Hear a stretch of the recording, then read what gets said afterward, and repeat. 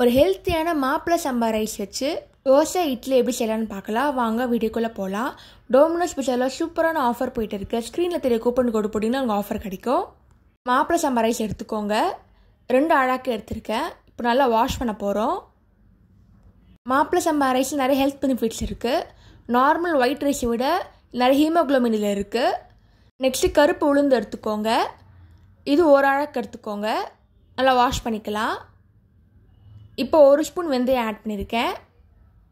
தனித்தனியாக வச்சுக்கோங்க. வாஷ் பண்ண அரிசியில் அவல் ஆட் பண்ணிக்கோங்க சாஃப்ட்னஸ்க்காக. இப்போ தண்ணி ஊற்றிக்கோங்க. ஒரு 2 to 3 hours ஊறட்டும். இப்போ ஊறியாச்சு. இப்போ நெக்ஸ்ட்டு மிக்சியில் போட்டு அரைக்க போகிறோம்.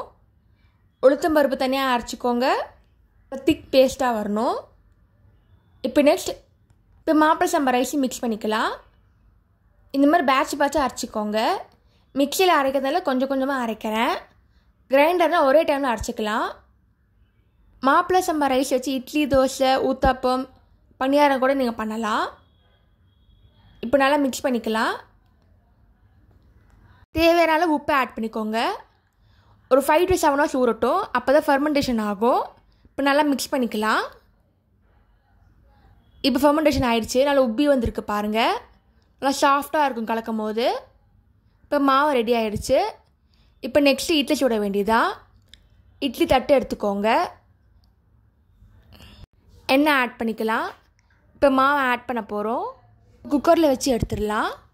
இட்லி ரெடி ஆகிடுச்சு. நல்லா சாஃப்டாக இருக்கும். குக்கரில் 15 minutes இருந்தால் போதுங்க.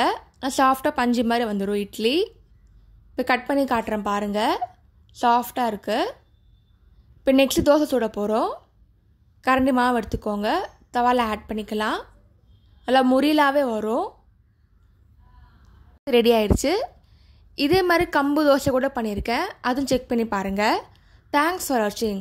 லைக் பண்ணுங்கள், ஷேர் பண்ணுங்கள், சப்ஸ்கிரைப் பண்ணுங்கள்.